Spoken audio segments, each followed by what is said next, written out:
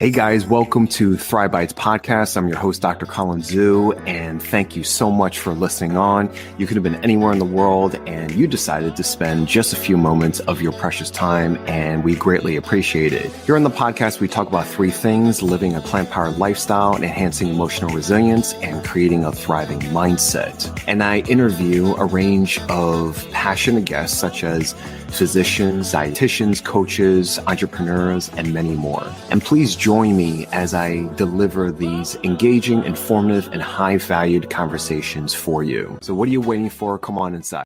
Hello, and welcome to Boomerang Beyond Wellness and the Have It Your Way workout series. I'm Angela Fischetti. So today's exercise is something that's been a long time coming. It's the basic squat. And I was going through my notes and went, wow, I haven't done that yet. So here we go. We're going to do a basic squat, but I'm going to be approaching it a little differently today.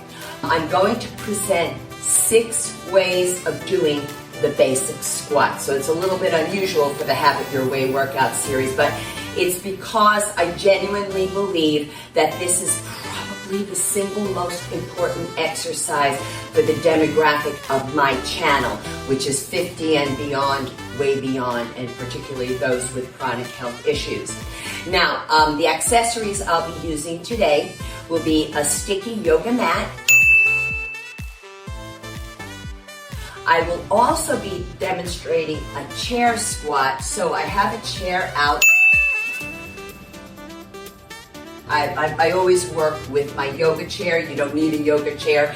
The chair that you do select, do make sure there are no wheels on it, as well as no arms to the chair. It needs to be nice and sturdy.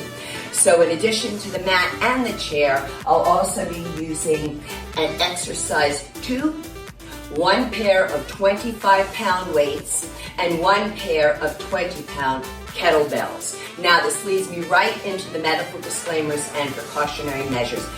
Right off the bat, I'm going to say to you, if you have any health or any chronic health concern, I'm going to ask you to please observe the video before participating. And look for what you can do, because I'm pretty sure the way I teach this today, you'll find one version that is suitable to you. However, if you're not sure, then I would invite the medical healthcare practitioner who knows your body best to preview the video as well to help you make an informed decision. Now, more specifically, if you have a latex allergy, please be careful because the mats and the tubes are made out of latex, so you do want to look for non-latex or latex-free. Now, if you have any knee flexion issues, which means issues with bending your knees and then getting back up, well, I have a version of the squat for you that we're going to do in a little bit, which is called the wall sit. It's also known as the wall seat. Ditto the same approach for those of you who have been cautioned about back spine issues to not forward flex the spine, especially not to bend down to pick up something of weight. Now, this could apply to, but not exclusively to, those who have osteoporosis of the spine and also the postural deviation known as hyperkyphosis. And this is the one where there is that kind of hunched appearance. You folks, I'm really going to recommend go to the wall for that wall sit / wall seat. Also, if you're medicated or not for hypertension, if you have vertigo or GERD, please avoid dropping your head down like this when you're working out. I would really prefer that you keep your head neutral. Now, I do want to say something to those of you who work off of a mobile device, off of a phone. I was recently teaching a class live on Zoom, and I could see people in the gallery, and I noticed some females in particular like this, looking down, doing the work, and then wondering why their neck was bothering them. So it's not the exercise, folks. Please make sure your device is straight out in front of you and that you're not dropping your head down. Also, if you have carpal tunnel syndrome, I do notice that when people work out with an exercise resistance tube or with the kettlebells, they tend to do this. It's a wrist extension. It doesn't matter where the arms are, the forearms. It matters the position of the hand to the wrist. So you want to make sure that it is a straight wrist. Also, especially for the version that we're going to do with the resistance tube, we're going to be holding the arms like this isometrically up at the shoulders. This means the biceps are definitely working, but also your elbows. So if you have golfers or tennis elbow, which is medial epicondylitis or lateral epicondylitis, you need to find out more specifically if that exercise is appropriate for you, because there's a lot of work there with the elbows holding it for that long. And so let's move on now. So for the muscles that are affected. Now, this is a compound movement, but because we're doing it so many different ways, man, we're going to work a lot of muscles here today. So they would be the back erector muscles, the gluteals, right, the butt, the hamstrings. Now this is also considered the posterior extensor chain of the body that the kettlebells will really target quite a bit, by the way. Also, your biceps obviously are going to get work from that isometric contraction. Now, I always like to work with squats with lifting my toes inside the shoes. I'm not lifting the ball of the foot, I'm not lifting the arch, just elevating the toes a little bit, because when I go to sit back into a chair for a squat and then I come up, I'm taking a posterior pelvic tuck, squeeze of the glutes, squeeze of the quadricep muscles to execute the movement. This makes sure that I drive the work up through that posterior extensor chain, driven just by pushing up from the heels with the toes lifted. Additionally, by lifting the toes inside the shoes, we're going to work those shin muscles that do not get a lot of love. And they love the love, why not? And it's really helpful for our gait, obviously when we're walking. And it trains those shin muscles, and it's beneficial to your knees as well as your balance.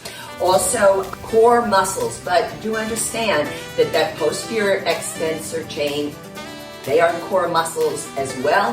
Of course, the abdominals, and the way that I like to work, by engaging that belly button in, by pulling it in toward the small of the back, we're working the transverse abdominis muscle, and it partially wraps around toward your lower back. It's underneath that belly button. So this is like your second, it's like an internal corset, an internal girdle. Some of you may not even know what those things are. And also we'll be working the adductor muscles, the hip adductors, so these are the inner thighs, and also the calf muscles. So I keep looking at my notes to make sure I'm not forgetting any other muscles, because it's a lot, and that's why I love compound movements for our demographic. The activities of daily living that will be benefited by doing this exercise, well, hey, bicep involvement, right? You're holding the arms isometrically. When I go grocery shopping and I'm unloading from my car to bring into my apartment, I am holding my tote bags right here at the bend of the elbow, working my biceps rather than hyperextending the elbows and working those shoulders really hard. I'm working those biceps. So yes, this exercise will help you to be able to carry your own groceries and maybe pick up your beautiful children or your grandchildren as well. Also, it's what I call, it affects the 3 C's. So what is that? Getting up and down from your chair, in and out of your car seat, and frankly, up and down from the commode. Now, I'm going to move into some gentle reminders. Always feel free to stop and rest whenever you need to when you're working out. Now, this is not a workout, but I think it's a good tip for you. And however, I'm not inviting you to quit. Okay?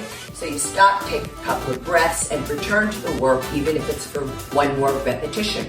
Also, do please keep yourselves properly hydrated with water. Sometimes people ask me about flavored waters, bubbly water, coffee, tea. I don't know about any of that, folks. Sorry. I just know what I read in Harvard Health Studies, and it's based on water. Now, if you have any issues with kidneys or bladder concerns and you've been advised not to drink a lot of water, please follow that advice. Look for on the channel, please, a warm-up, cool-down video, one video where you can interchange the movements. And I recorded this video for my channel because it is important for those of us 55 years and above to warm up for 10 minutes prior to any workout. Now look on the community tab for the RPE scale, the rating of perceived exertion scale. I provide a link there for you. And this is a subjective 0 through 10 scale, and it's an excellent tool to gauge your sense of effort. Maybe you have a pacemaker. You might want to talk to your doctor about using that chart to help you gauge your effort. Ditto those of you who are on certain medications like beta blockers, or maybe you just don't know how to take your training heart rate. So it is advised for those who are subscribed to my channel, watch my channel, to work out at an RPE between 3 and 6. Also, look for an article there. I found a great article about this exercise on Livestrong, and there's also a wonderful graphic image of a male physique executing the exercise with his muscles activated and highlighted in red. So now we're going to move into the work, but we're going to talk here first about how to stand when you're working out. So we call it an athletic ready stance, and I'm bringing my hands inside the high hip bones, and this is called the iliac crest, right up through here. And inside, you want to make sure your fingers are pointing straight down but not in. Then we line up from the inside of the high hip bone down to the knees, down to the ankles. Toes are in the same line as each other. Now turning to the side, what we want to avoid, please, and particularly females, oftentimes will go into this, they'll tip their pelvis forward. So it's called an anterior pelvic tilt. You don't want to do that. We actually want to come into a soft posterior pelvic tilt, also known as a pelvic tuck. So let's begin the work. I'm standing here in front of the chair. Now, I'm double checking. I am making sure that some part of my leg, it depends upon your height, right? But some part of your back body needs to be just lightly touching the seat, because you want to make sure that you're not all nervous. Where's the chair? And you're trying to look down to find it, because you will be looking forward. I'm lifting the toes inside the shoes, sitting up tall. Inhale, I sit back into the chair literally, but exhale, come right back up for that pelvic tuck. Squeeze the glute, squeeze the quadriceps. Now, if you want to level it up, you can bring your hands on your shoulders and take it like that. All the breath is in and out through the nose. Inhale as you lower. Exhale on the effort to come up. Pause at the peak of the contraction right there. One more. Inhale, exhale up.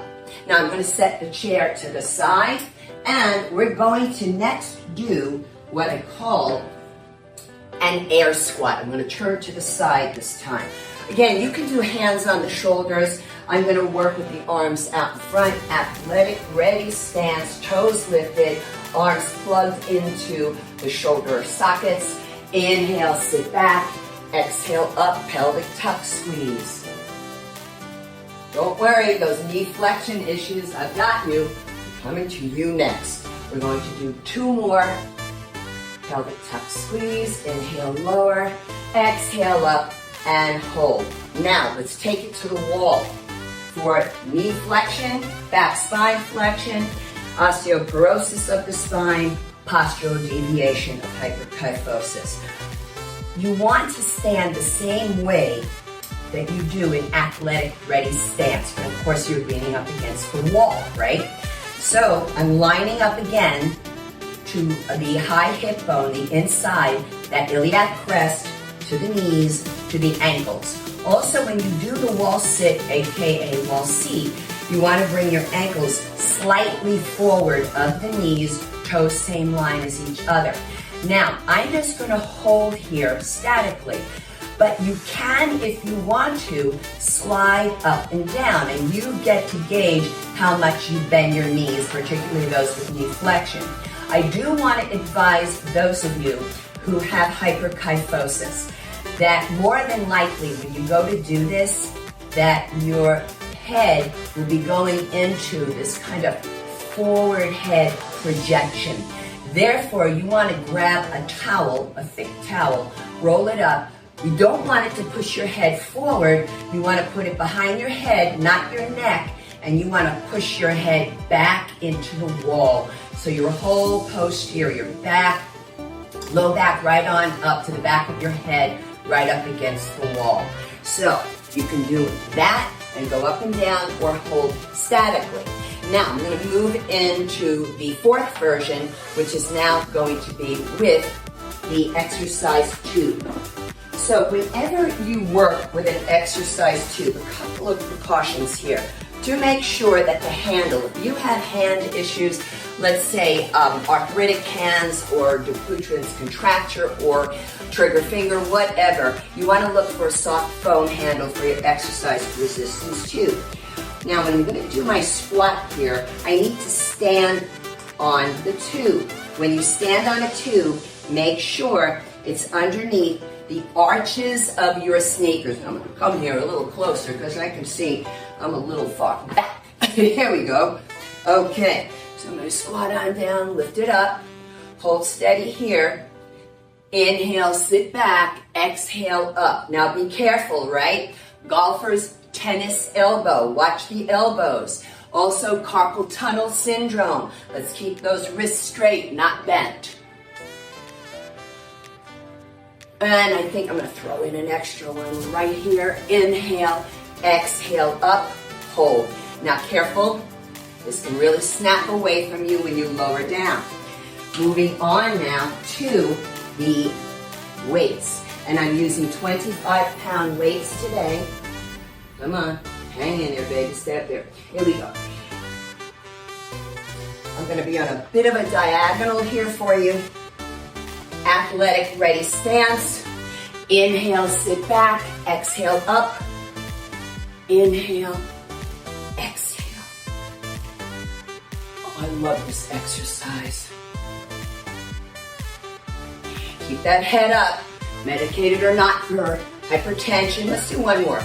Vertigo or GERD. Pause.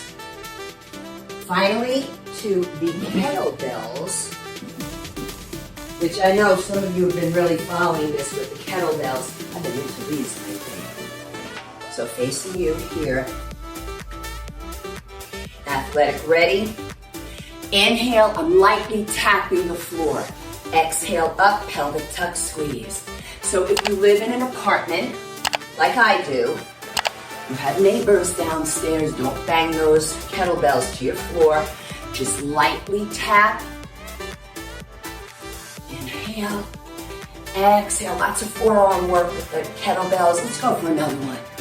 And take it up, hold.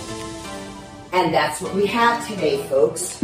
So until next time, eat your greens, eat your beans, drink your water, and be well. Thanks so much. Hey guys, we hope you enjoy that episode. If you like that, please like, comment, and subscribe. And please follow us on Apple Podcasts, Spotify Podcasts, and anywhere that you listen to your podcasts. And if you felt that this was a benefit for someone else, please let them know. And don't forget to give us a 5-star rating, and we greatly appreciate it. And we'll see you on the next one.